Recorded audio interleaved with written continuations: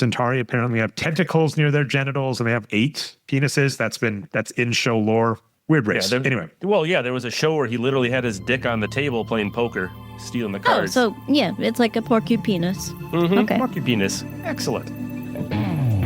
It was the year of fire takes. The year of deconstruction. The year we took down Deep Space Nine. It was the dawn of a new show. The year of a great journey. The year of deadlines. And the year of joy. It was a new season. It was the end of another. It was the year everything changed. The year is 2026. The name of the show, You Gotta Check This Out.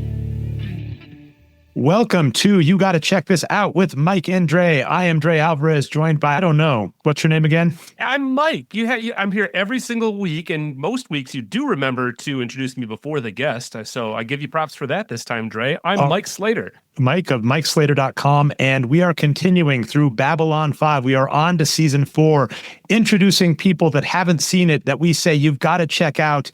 We forgot that, you really do need to watch 60 episodes if you're going to check it out, but we booked them ahead of time, so we can't stop. We have the fantastic Hana Michels on to join us on this show.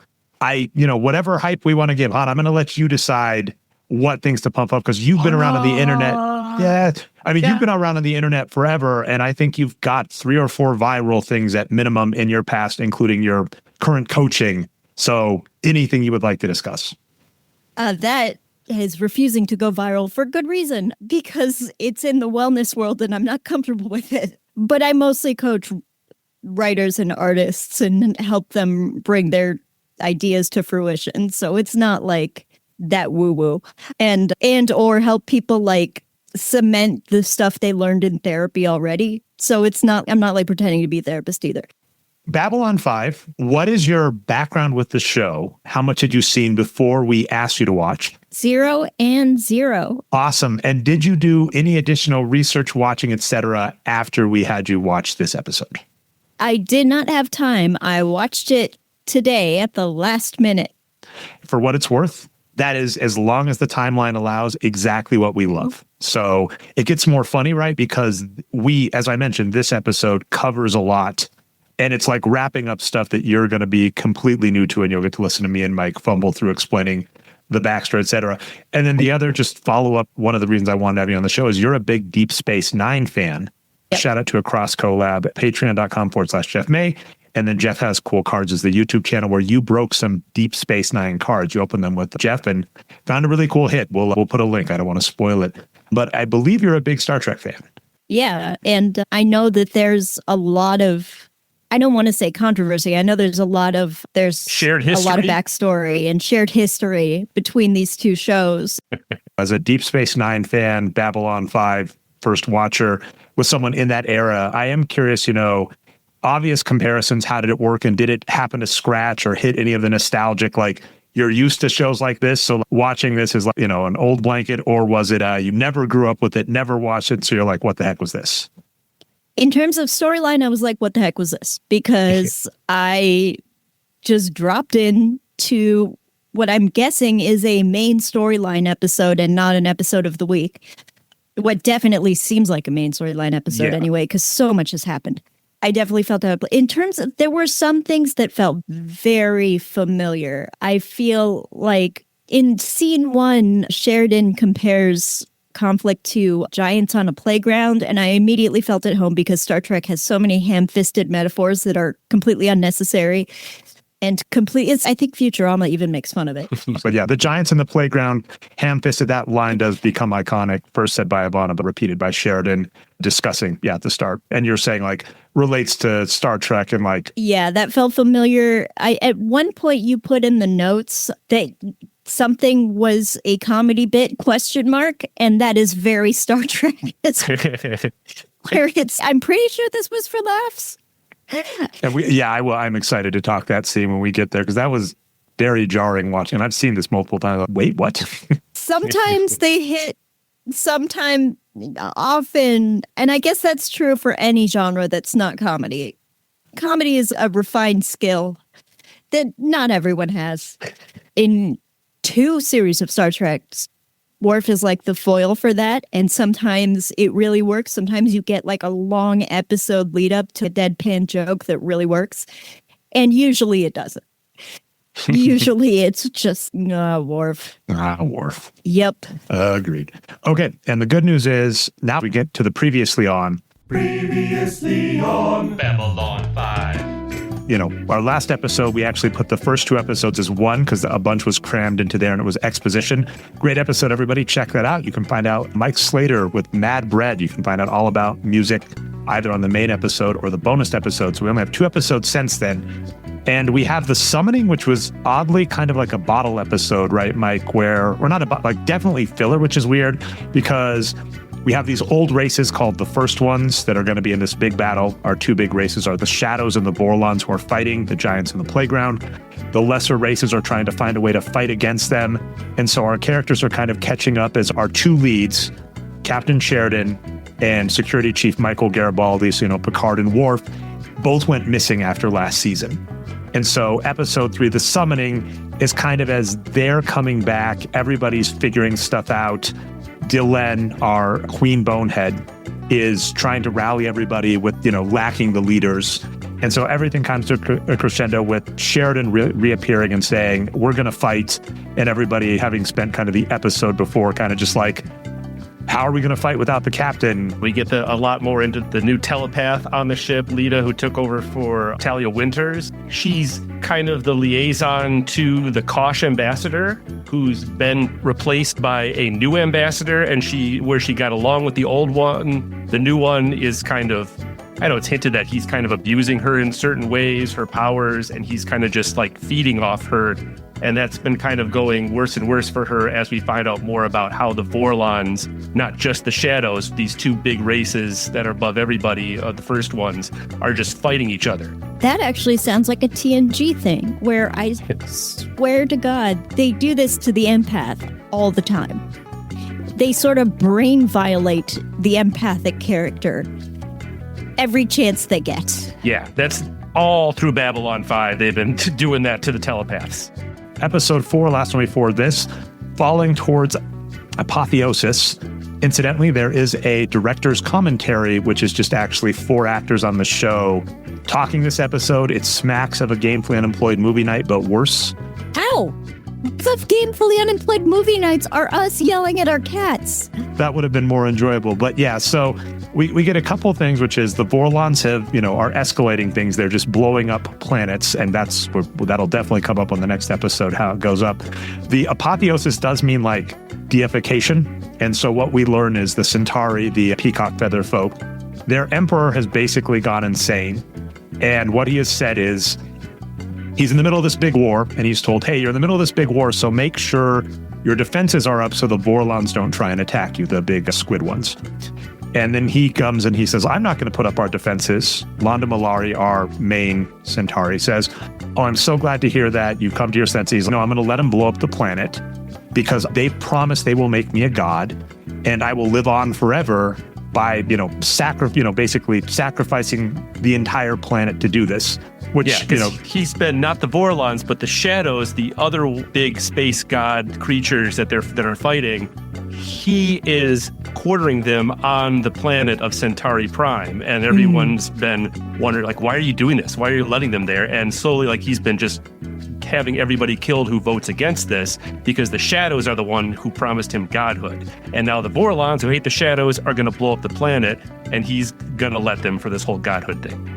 Okay, so that is the parallel to the prophets and the Pah-wraiths in DS9. Got it.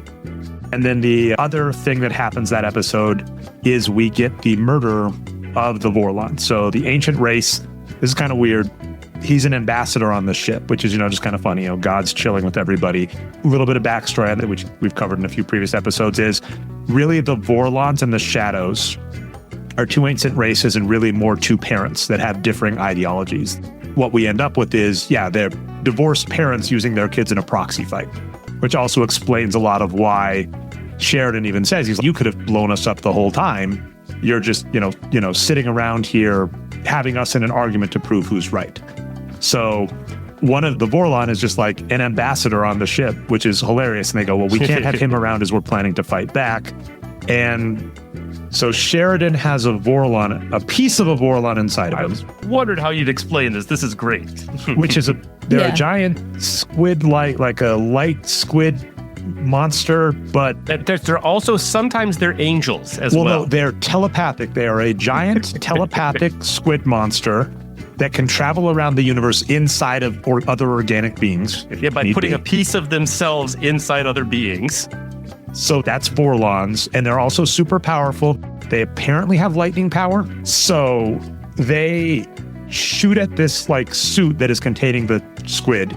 It breaks out of the suit, and then Sheridan lets the Vorlon that was inside of him out, and they fight and go off in space and blow up a ship. Yeah, and it's like this spirit battle between two Vorlon angels it's like a rotoscope thing where there's one yellow and one blue energy of light, one coming out of Sheridan, the other coming out of this tank suit.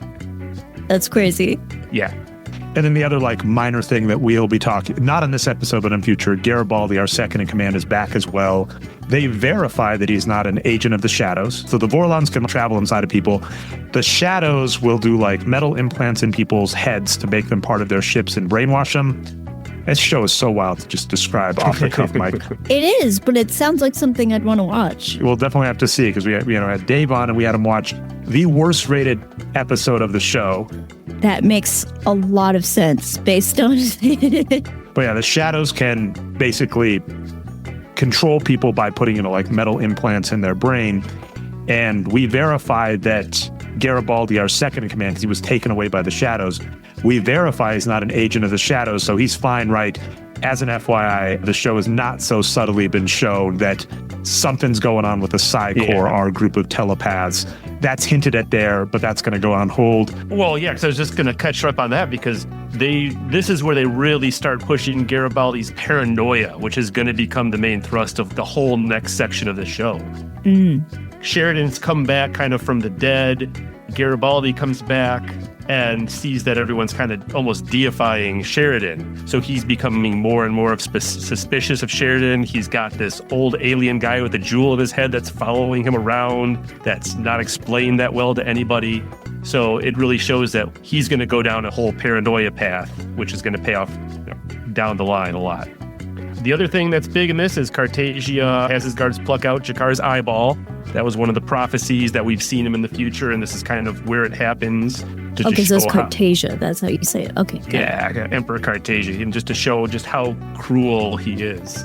The other big thing that's not going to come back until the end of the entire series is Lorian, the big jewel-headed alien I was mentioning, reveals that Sheridan has 20 years to live, because in the last couple episodes, he breathed life back into Sheridan, who died. So this will come back, I guess, way later, but he has a whole huge tearful scene with Delenn about, I only have 20 years to live.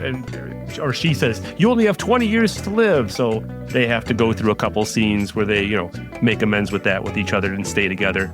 There's DS9 also deals a lot with that, just because Cisco is kind of at the mercy of the prophets, and yet he has a fiance and a son. So let's hop right into the recap. Nothing else in front. I don't think so, Dre. As you know, it is now time for the Talia Winters memory quiz. Oh, no. Last time we had our first two guests and they got to buzz in. So I'm going to try the same thing, pitting you and Dre against each other. I want you to say your name to buzz in, followed by the answer. If you get it right, you get a point. Otherwise, the other person is going to get multiple choices and a chance to steal. All right. The first category is no quarter. According to Emperor Cartagia, how is Jakar to be put to death? Oh, Hana. Hana, what's the answer? Vivisection. Death by vivisection, correct. You're on the board with the first question. No multiple choice yet. Good job. Category the second. Nerd numbers. In the opening scene, what sector did the message that Ivanova gets come from? Why, Mike? This is named after me, and I failed this category. Dre, there's going to be a random number question every episode. So many numbers, just do 5. All right, I'll give you 4 more. These are the multiple choice you have. You can buzz in at any time, so stop me if you're ready. A, Sector 9. B, Sector 36. C, Sector 7. Or D, Sector 900. Dre, I'm going to go with 36. For whatever reason, that sounds right. That is incorrect. Hana, you get one chance. Oh, God. Let's say Sector 7. Ooh, close. I will give it to you because it was actually 900, which was the fourth answer. You chose the third answer, so we'll give the point to Hana. Yeah, whatever. If I didn't love Taskmaster so much, I wouldn't put up with this from you, Mike. Anyway, category the third. 70 song titles. What phrase do Sheridan and Ivanova use to describe the Shadows and Vorlons at war? Oh, Hana. Yes, Hana. Mentioned it. Two giants fighting in a sandbox. Ooh, that's very close. But let's see if Dre, do you know how close she was? Can you? All right, I can give it to you, but I love the pedantry. You know me, Mike. So I'm going to say the official phrase is "Giants in the Playground." Unfair, as mentioned, that was in the intro of season 5, so played in front of everyone. But Sheridan he uses that phrase here, and when they're talking, they explicitly say they're giants in the playground knocking over sandcastles. So honestly, Mike, as much as I would love to come in with the steal, unless you are going for the exact phrase, I would count it. We don't go exactsies here. I'm going to have you split it, so it's half a point for each of you this time. Exactsies. All right, anyway. Half exactsies. All right, next category. Jakar Unbroken. What nearly unbreakable metal are Jakar's chains made from? Can't remember I don't think it's a real metal, right? It's like a made-up one. So that's correct. All right, so I'm going to go. I remember go ahead. What letter it starts with. It's A, adamantium, B, space whale bones, C, unobtainium, or D, beryllium. Hana. Yes, Hana. Liam. Yes, you're correct. The last category is Jakar Omega. What Narn ruling council is the Jakar the last surviving member of? Oh my God. This is embarrassing, a lot of math Mike. in his head. Oh, I know. I figured you'd jump on this. You say it several times in this episode. I'm going to get the multiple choice first, not even a question, but I am embarrassed that this has left my head. All right, well, I'm moving on to multiple choice. We have A, the Takuvma, B, the Kari. D. I said my name first, right? I said D incorrectly, but You get it in there, even though you said D incorrect first. All right, Dre gets B. Kari, thank you. So that comes out with Dre had 1.5 points and Hana had 3.5. Take that, long COVID-related brain fog. Yeah, you got nothing on Hana. Yeah. All right, Dre, now I will give it back over to you. You can go into the episode at large. But yes, as mentioned, we are on season 4 of Babylon 5. We are on the front half where I forgot how fast this moves. A lot gets wrapped up. We are doing episode 5 of season 4, or episode 71 if you're going all the way through, The Long Night, which is going to wrap up kind of the Centauri-Narn confrontation.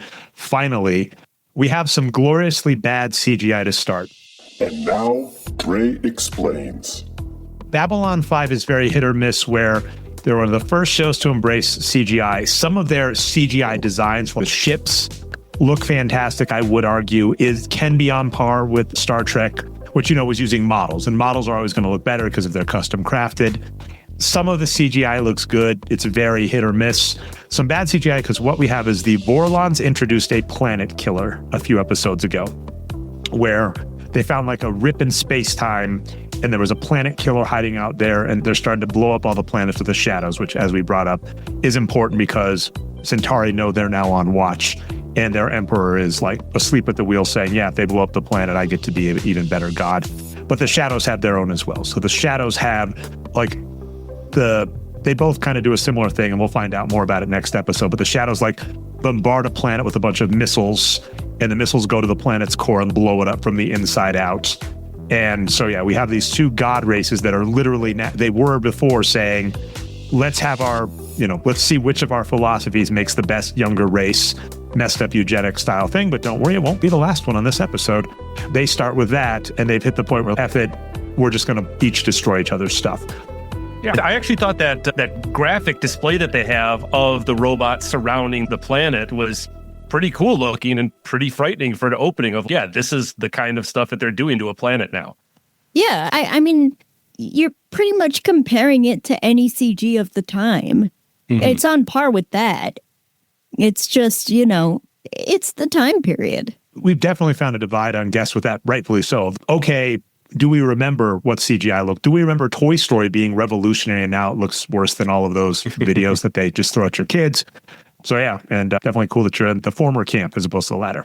I don't know. Are you watching re-rendered really popular shows from a long time ago, or are you into the weeds? I think that's the... Yeah. Well, a lot of our guests are illustrators too, or graphic artists in some way. So they'll notice shit that I'm not. They have deep opinions on this stuff too. Yeah. But yeah, I like how it fits the time, what it does. That's why I like this show. I mean, even going back to season 1, I always brought back to the Doctor Who-ishness. It seemed to be like almost a British sitcom level of, hey, let's put on a play together and dress up as aliens with our friends type of thing. I really enjoyed that for the first season. Yeah. I will throw that this episode definitely fell from that. We have a lot of like state theater, right? Doctor Who, right? A lot of this episode is going to be theatric in a good way. And I forget the actor's name, but you were saying Cisco on Deep Space Nine. I would say Jakar, played by Andreas Katsoulis, the one-armed man in The Fugitive, is the most famous role. A lot of the show works because of him, and he just is amazing at chewing the scenery in a way that should be unbelievable for a true story, by the way, behind the scenes. The Narn are supposed to be lizard marsupials.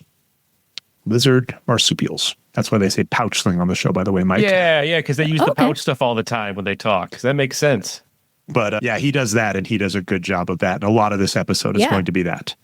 Speaking of getting to a theatric scene that I just love, again, this is your first episode, Hana, but this has been a running thing through this season, which is the plot to overthrow the Emperor Kartaja. And so Londo is in this room with a bunch of other people, and they're like, we have to kill the Emperor. Here's how we kill the Emperor.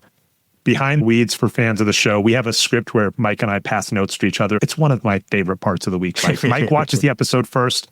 I watch it without looking at Mike's notes because I don't want Mike's notes spoiled. And then I go through Mike's notes and respond to them about ridiculous stuff we saw. And Hana, you jumped in, which was great. And you asked about, hey, I bet these people that are just openly discussing treason, there's great devices. And I do have to give you a back scene. One of the first times this shows up, Londo is literally holding a bug that he's discovered and says, they're bugging my room, but we should be okay for now. And with the bug like 2 inches from his face, is like, now let's discuss how we're going to destroy the Emperor. So that's been like a running thing this entire... It even goes further than that. In that scene, he destroys the bug, and then like he talks to Veer and says, yes, they always put another one in its place very soon, so we only have a few minutes to talk. So it's like they even admitted that it should be the bugs all over the place in the recording. Perfect. I also wrote down, they mentioned someone called Lord Rifa. I did not know who that was.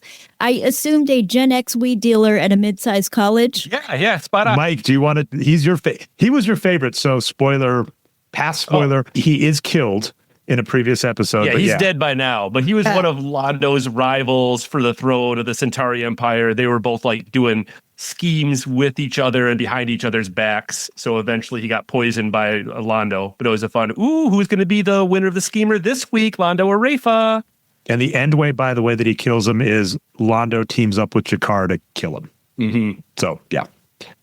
That was an interesting episode, and we'll have lots to say about that when we get to Veer in the future. Season 3, a funny one where our Captain Sheridan is talking to Ivanova and is saying, Ivanova, we're about to go to this big rave together, the big war against the shadows.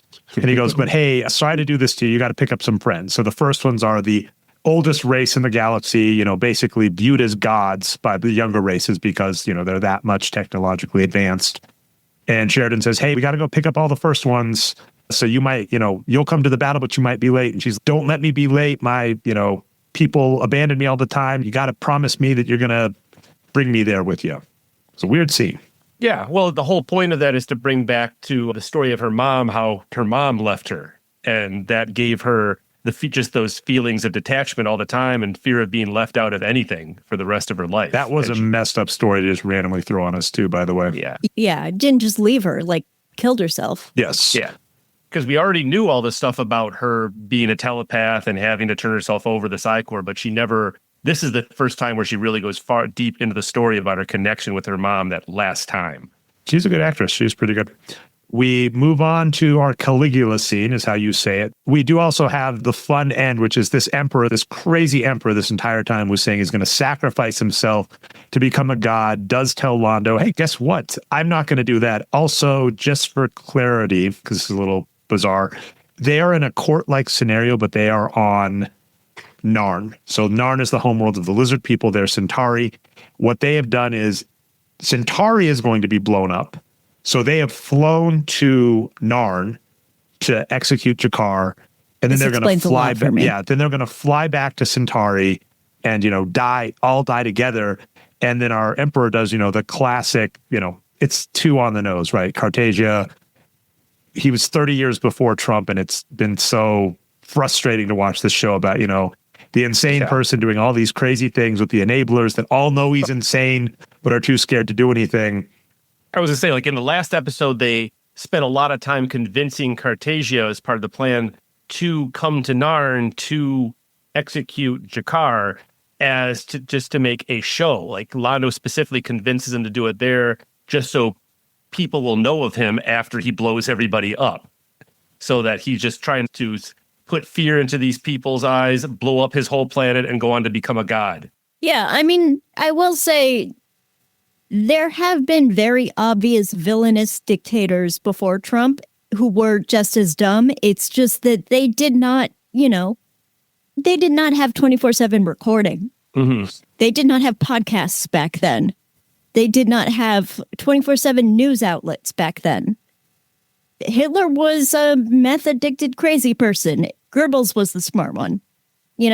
It's kind of Pol Pot killed people because they wore glasses and therefore might be intellectuals. So it is on the nose, but it's not untrue. And I'll say, I can't blame it, but a very common sci-fi trope is we're going to reveal this person is evil, and as soon as we do that, we win. This isn't quite sci-fi, but Batman Returns with the Penguin. Yeah. They get that horrible recording of him, and they play it to everybody, and his career is done. And we've compared this show to StarCraft at least a few times, right, Mike? Yeah. So in StarCraft 2, spoilers. It's the entire plot of the X-Files. It is so frustrating to be someone that grew up on sci-fi, and the plot device is our heroes will find the truth. Our heroes will reveal the truth to the masses, and the masses will rise up against this horrible person once they realize it. And then to have gone through 2016 and 2024 and just be like, that's not how it works. Yep. So you knew. Propaganda is a powerful thing. Yep. Yeah. Long line of disappointments my fiction and science fiction set me up for. Yep. Yeah. Curse you, science fiction.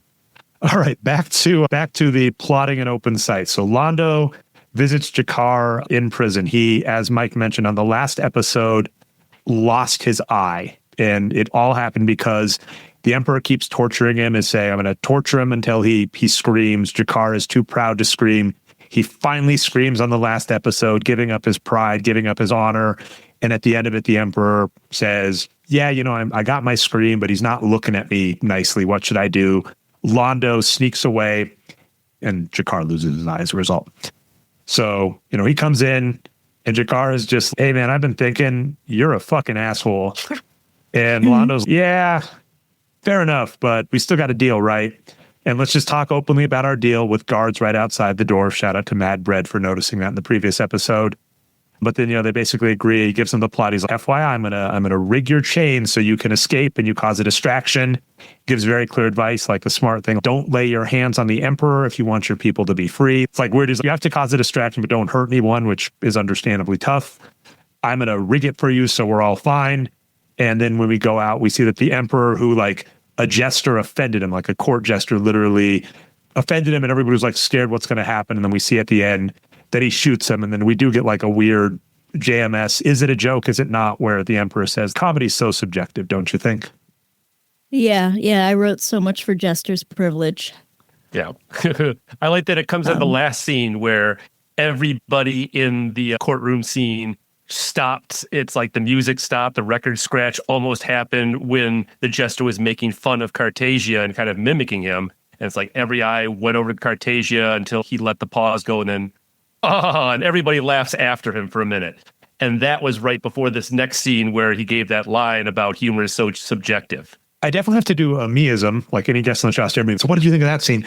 Londo and Jakar are usually regarded as like bright spots on the show. And right, this is more theatric, right? We don't have to worry about dated CGI. I think both their costumes are pretty good. I am definitely curious how like the Londo Jakar interaction scenes played to you. They did, I guess. I didn't know Londo's history, which kind of, I could pretty much tell Jakar's history just by his circumstance. And that, his acting hit me very hard, especially at the end, which I won't. Yeah, we'll spoil, talk that a bunch, yeah. But yeah, I kind of got pieces of the dynamic where it's a little push-pull. There's a lot of mistrust. Yeah, that's Londo at this point. He's been very regretful about his past behavior. I mean, he was basically responsible for a genocide of Jakar's people a long time ago. So he's slowly coming around towards making up for that while still doing his own double dealing in the background. So yeah, it's nice to see that that's still coming across for someone who sees Londo for the first time. Although I will definitely say between Londo and Jakar, especially with the accent and stuff, like I think Andreas Katsoulis is almost timeless in the show. And we've had multiple guests kind of bring that up. Londo, even like Peter Jurasik is a great actor and great voice. In real life, he's got like a New York accent. Hey, I'm walking here. Yeah, I love that. Okay, now the next scene is interesting. We get more of our plot where... Dre, how do I work this poison injector? I do love this because it's like a great device. There is a poison injector. I got this great poison. You poke it between the two hearts. It's almost instant. As you pull it out, it also like removes any evidence. It's the perfect killing device. There was a guy nearby that did it. So many questions, but sure, we'll give it to you because it's a nice plot thing. And then one of these, I'm definitely curious how these play, right? Because we have these weird humor interlaced with stuff, and it's always hit or miss. And I don't even know how I feel being a fan of the show, but right, they're like joking back and forth about what's going to happen, about killing him. And I think this is like the third or fourth guest right now, Mike, that I've asked, right? Like, how did this Veer Londo serious/comedy scene play to you? That felt more like panic humor, which made sense due to the circumstance. Where it's not actually funny, but when you're in a situation with someone else that is dire, you have that bond and you do that. And so it felt natural to me in that way. I think there's a DS9 equivalent. There's a scene where O'Brien rips his pants and they're all about to die and they just laugh because he ripped his pants. Oh, we all love Miles. And it's not like actually funny. It's only funny because they're about to die. Yeah. Well, it's part like they're just trying to deflate their insane situation. Like Vera's talked a lot about his crazy nerves all of a sudden. And then they kind of catch themselves in the moment at the end. We're like, oh, we're joking about killing each other. And that's what we're doing. We get to the like climactic scene of this. It's interesting. It's a look. I can go both ways. It looks very, high school play, but not super horrible, where Jakar comes out into the same hallway where every single Centauri and Narn scene has been filmed for the last 6 episodes. He's got chains on, but I noticed he's got like this weird muzzle wood thing around his neck and these chains. Yeah, it's like a medieval stockade. Yeah, and the only reason that hit me is because, we've told the chains are super hard to break. What we get told, right, is the Emperor says, hey, I thought the other chains looked weak, so I had them switched out. Which is, you're like, what's going to happen? A metaphor I'm going to bring in for this show is professional wrestling. When I bring up the character of Londo and Jakar and their history, it really smacks a lot to me of professional wrestling. Jumping ahead to something I put in the notes, like Londo later is, my honor is all I have. And I'm like, that does not line up with your history at all in the show. And wrestling does the same thing, right?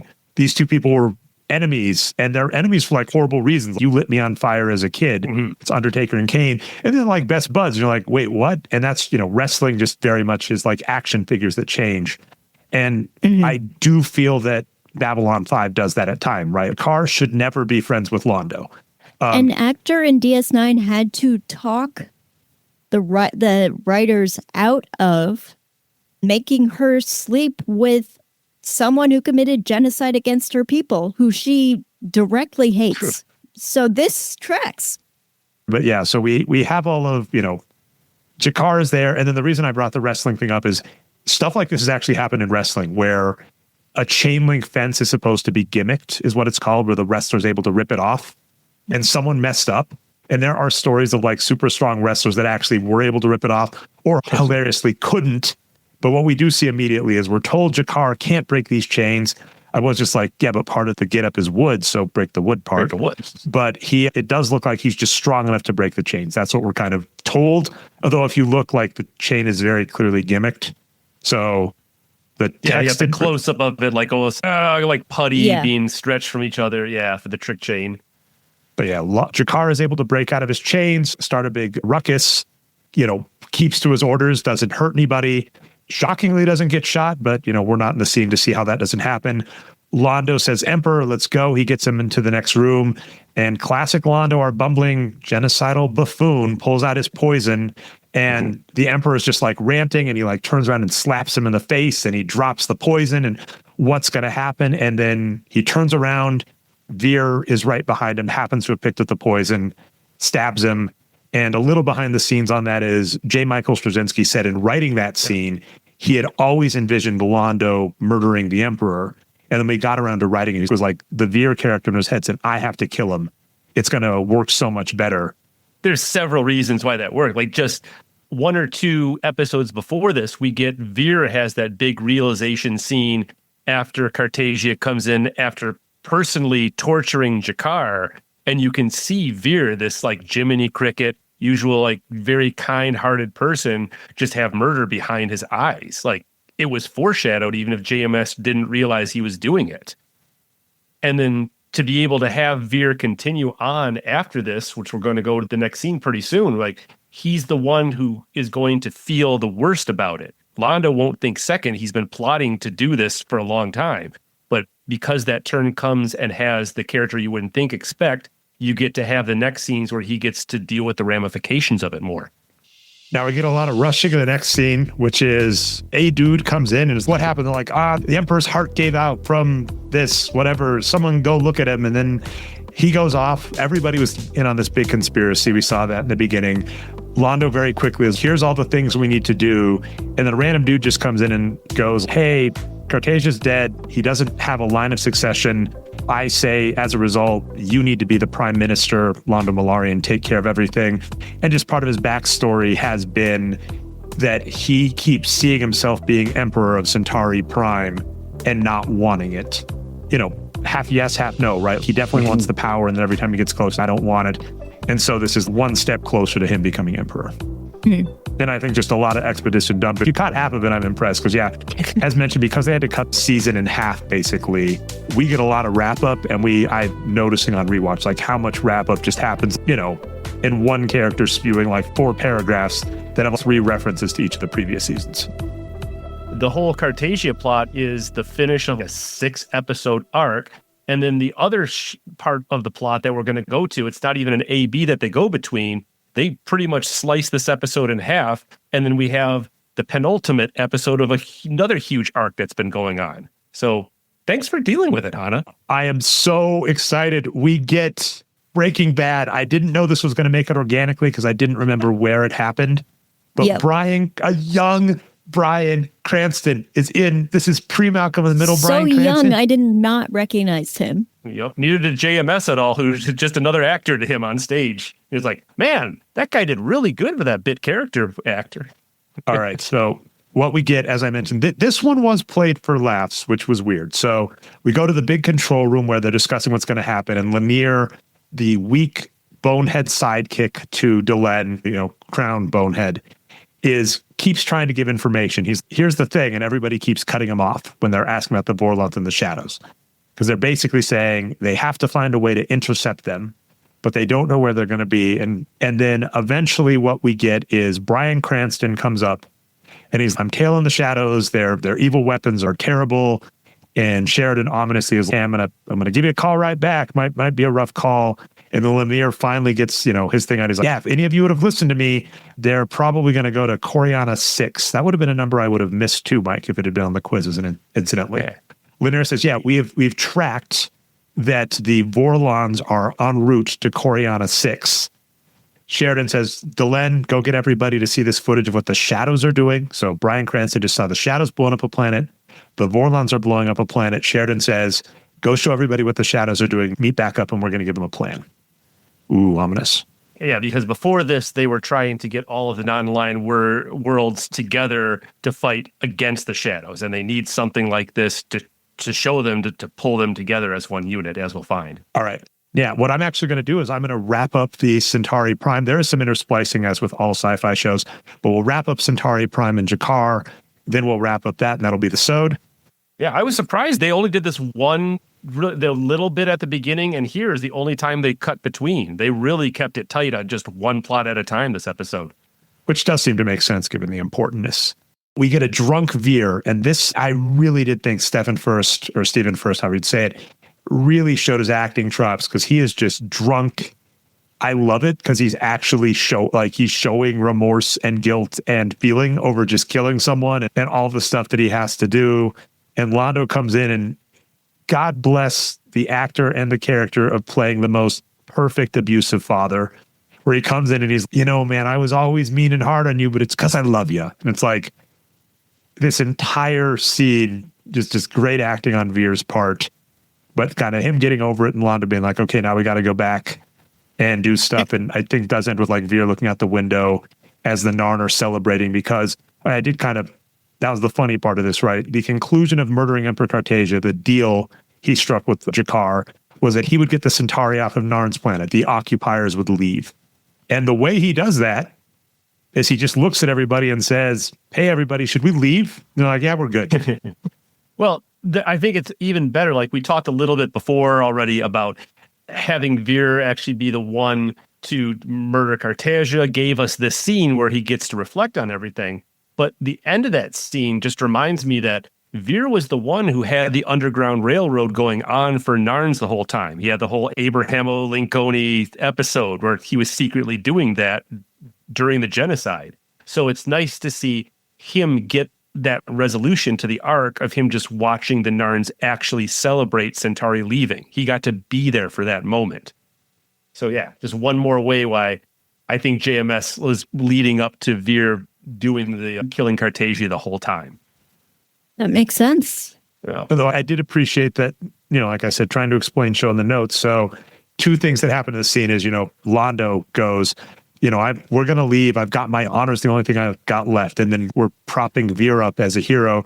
And I did mention, as a funny backstory, that Veer was doing an Underground Railroad for the Narn, but he also almost gets engaged to basically a racist plantation owner murderer. And he's kind of, she might be all right. So these characters... you take the good with the bad. So some of the backstory stuff does get hilarious, and even though it's like GTFO Veer, so it is fun. He is supposed to be the good character, and even him, I'm like, if I explain his backstory, no. But yeah, and I guess I'll point this out just as a weird top level. I think this hits Star Trek. I think, Mike, we could just definitively say it at the end, like the Centauri as a whole, even the best of the best on the Centauri, like not good. Yeah, we get a lot of the Caligula type scenes of the Emperor. We get a lot of the shadowy deals in the background too. But yeah, that's mostly what we see of the Centauri people, aside from just being on Babylon 5 with Londo. Yeah, I mean, it's very much a thesis statement of Deep Space Nine is humans are peaceful because all of our basic needs are met now. That if you take that away again, humans become violent. Mm-hmm. So it's kind of, people are products of their environment. And if their environment is racist and colonizing, they're going to be shitty. And you see that in DS9 as well. That is just kind of a truth that we know, even if we don't really think about it. Yeah, like they have characters, especially from both Earth Force and from Centauri, who have grown up through propaganda, and you get to hear their perspectives on things. And it's very carefully written from somebody who's never heard anything else but propaganda. So all they want to talk about is how there's no crime, how the streets are great, how it's beautiful on Earth because they've taken care of all the riffraff. And there's just all this undercurrent of what's really going on because, the politics. Yeah. And to finally wrap up Narn, Jakar sees all of the Narn just like looting the throne room, which I'm down with, right? They're because it was a faux throne room. Like they had literally gentrified part of Narn to replicate Centauri, and they're like, F no. So Jakar walks in, last of Akari, which was the previous ruling council, and he even mentions it in this scene, and I already forgot that, Mike. So he comes in, everybody's wrecking, and he's like, why are you celebrating? So I disagree with Dad a little there, but whatever. And then they're going, okay, well, what do we do now? We're going to rebuild. We're going to fight back. And this has been a long running thing with them. It was started off by Kosh, a black sheep Vorlon, to kind of teach Jakar, like, hey, how to move on from this cycle of violence, to move on from this, being trapped in the various roles between the Narn and Centauri. And so we're not going to go back to war. We got to move on. Have I taught you nothing? And then they say something like, well, what have you endured? It's a little funny in that he has gotten this in previous episodes because he took sanctuary on Babylon 5. So, he's living on a space station. Everybody else is in a war zone, and he's feeling guilty about that in previous episodes. But in this case, he was about to get vivisected. His eye has been pulled out. He's bleeding. And they go, what have you endured? And he just repeats it, laughs, and walks out the door. And I think you said right, like this, despite all of the stuff thrown at you this episode, the Jakar story in this episode, like as a new observer, you basically are able to get it all from just this episode. Yeah. From that laugh, mainly, honestly. Yeah. I like how they've had to make it so on the nose with the what have I endured, because all these Narns just saw what he had to endure. He was in the locks in front of everybody busting out, and already they're questioning as the political movement's going on, hey, we just want to burn things down. So I think that was kind of well done at the end without being, without JMS coming out and saying that these things just go in cycles that we don't realize. I like him showing that with the Narn. Yeah. Yeah, and they do. Not going to talk about that. Okay.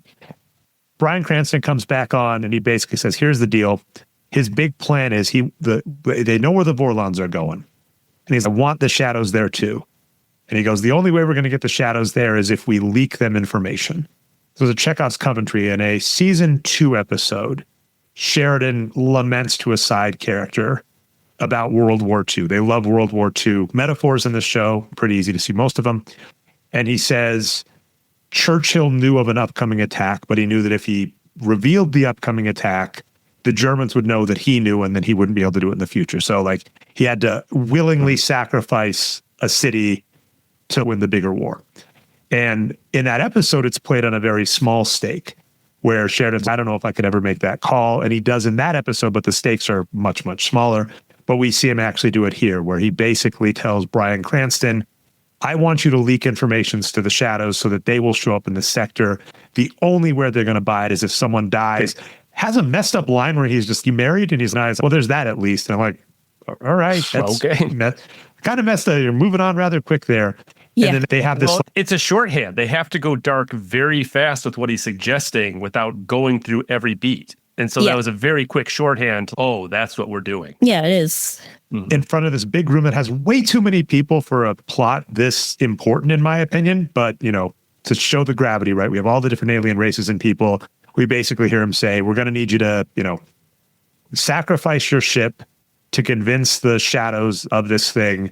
It's of the utmost importance. And then at the very end of the episode, what we get is Sheridan listening to a broadcast of the ship like dying. And I did put in the notes, I said live broadcast or rebroadcast, shockingly clear.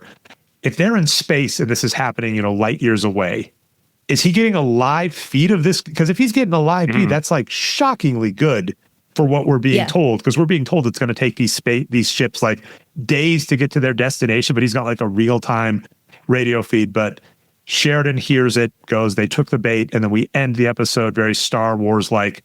The entire big fleet that's been assembled going off into space. And that's going to lead us into our next episode. Yeah. Yeah. At first, they're like, oh, shoot, we gave Hana one where that's like they don't actually finish it at the end. And they're like, oh, yeah, that's all of them. I mean, it seems like that if you had to truncate 2 seasons into one, that would happen. Well, what the good thing, though, is out of season 4, we get 3, I think, huge plot arcs that work really well. The first one with Cartagia and the Centauri. Yeah. The second one, how they finish off the whole big Shadow and Vorlon war. And then the feeling for that we're going to get later on in this season is that, wait, that was it? That was what we were leading up to. And then what they pull out later with Earth Force versus the Clark administration, he figures out how to bring something else, a new trick out of his sleeve that brings it up to the next level that comes out of the story that came before, which is why, season 4, I think, is the best season of Babylon 5. It was JMS forced to pull that trick out of his hat. That's pretty cool. So we reached the end. So that, the two questions are, what did you think of the episode? And are you going to watch any more after this? I honestly can't tell you what I thought. You were not the first person to say that. I love this. I felt like I need more the whole time. So that's how I felt. That sounds like a point towards the might watch more. I might. Yeah, I think I might. It seems like something I want to see. I want to see how two different shows tackled the same script Bible. I really want to see that. So I was already kind of on board before watching this episode. And yeah, some of this swayed me further. Despite budgetary constraints, yeah, I'm going to get to this. Okay, very last thing. Is there anything you think anyone of the show has got to check out? We already had the Balatro was the first thing you had said, so I don't know if there's anything else you think anybody should check out. I did mention Pluribus. I feel like we did mention Breaking Bad, same showrunner. Mm-hmm. I don't know if this is going to be another mystery box show where little things get resolved and we never get further or not. So I will give you that caveat. Things seem to be moving, but I don't know yet. Yeah. I will give you that. And you know what? With that, the Chair Company is a perfect parody of all of those mystery box shows. So go ahead and watch that for sure. Yeah, the Chair Company is great. I think I have 2 or 3 more episodes left, but I've been trying to get through that on the side of Babylon 5. Watch it. It is great. I can second that one. Let me know if you feel the same way. There's an episode that it maybe should have ended on that it doesn't end on. But maybe that's part of the mystery box parody. That's true.